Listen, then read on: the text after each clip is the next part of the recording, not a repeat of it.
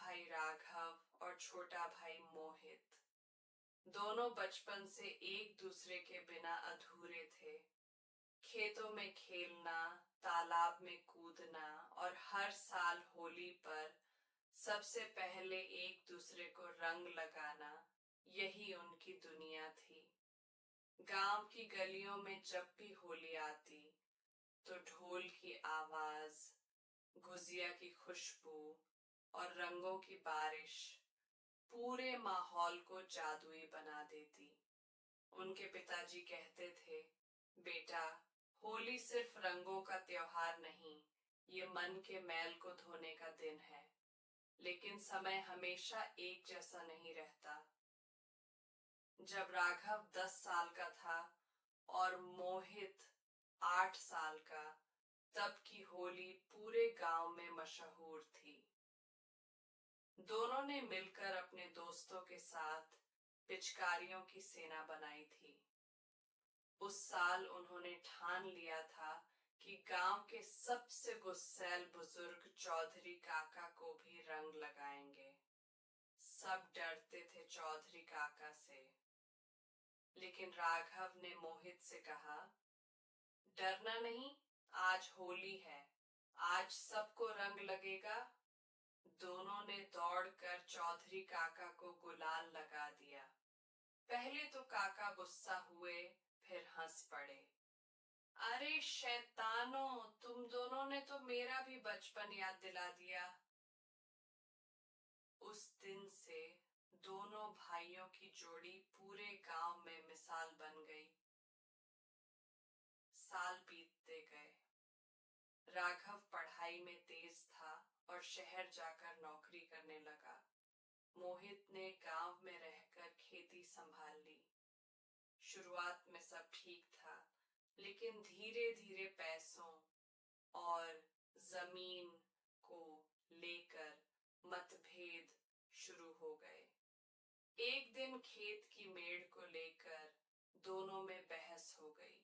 राघव बोला, मैंने भी इस घर के लिए मेहनत की है। मोहित ने जवाब दिया, लेकिन खेत तो मैं संभालता हूँ। बात इतनी बढ़ गई कि दोनों ने एक दूसरे से बात करना बंद कर दिया। उस साल होली आई, लेकिन घर में सन्नाटा था। माँ की आंखों में आंसू थे। पहले जहां दोनों भाई सुबह उठकर एक दूसरे के कमरे में रंग लेकर घुस जाते थे, वहां अब दरवाजे बंद थे। गांव वाले भी हैरान थे। इस बार राघव और मोहित साथ नहीं दिखे। लोग फुसफुसा रहे थे। माँ ने दोनों से कहा, बेटा, होली है, कम से कम आज तो गले मिल लो। लेकिन दोनों का अहंकार इतना बड़ा हो गया था कि किसी ने पहल नहीं की। मोहित का 8 साल का बेटा चिंटू दोनों चाचाओं को बहुत प्यार करता था। उसने दादी से पूछा, दादी, इस बार पापा और चाचा साथ में रंग क्यों नहीं खेल रहे?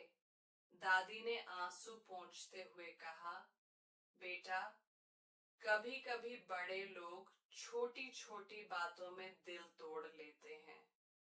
चिंटू ने मन ही मन फैसला किया कि इस होली कुछ अलग करेगा।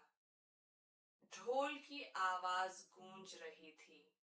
गांव में रंगों की बारिश हो रही थी। राघव अकेले अपने कमरे में बैठा पुरानी तस्वीरें देख रहा था। एक तस्वीर में वह और मोहित चौधरी काका को रंग लगा रहे थे। उसकी आंखें नम हो गईं। उधर मोहित भी खेत के पास बैठा बचपन की यादों में खोया था। तभी चिंटू दोनों के पास गया। उसने पहले राघव के चेहरे पर हल्का सा गुलाल लगाया और कहा, चाचा, पापा नाराज हैं, आप ही उन्हें मना लो ना, होली है ना। फिर वह भागकर मोहित के पास गया और वही बात दोहराई। दोनों भाई सोच में पड़ गए। क्या सच में इतनी बड़ी बात थी कि रिश्ता टूट जाए? क्या जमीन के कुछ टुकड़े भाई से ज्यादा कीमती थे?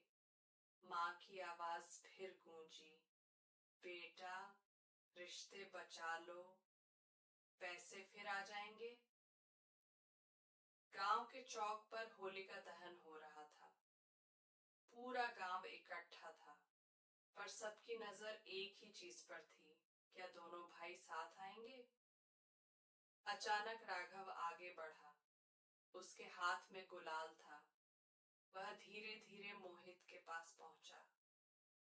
कुछ पल खामोशी रही। फिर उसने कहा, छोटू, होली मुबारक। मोहित की आंखों से आंसू बह निकले। उसने भी गुलाल उठाया और राघव को गले लगा लिया।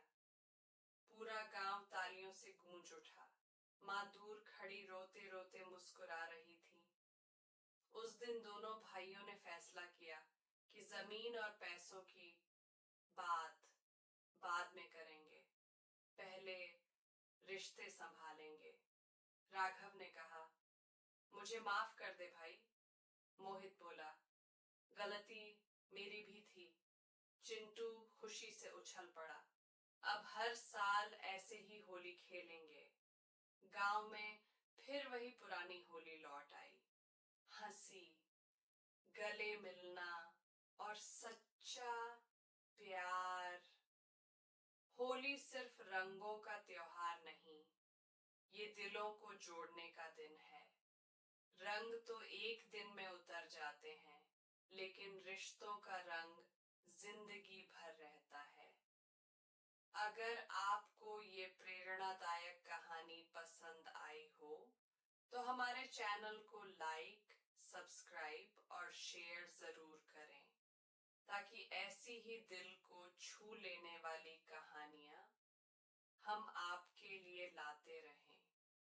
आपकी एक छोटी सी सपोर्ट हमें और बेहतर कहानियां बनाने की प्रेरणा देती है।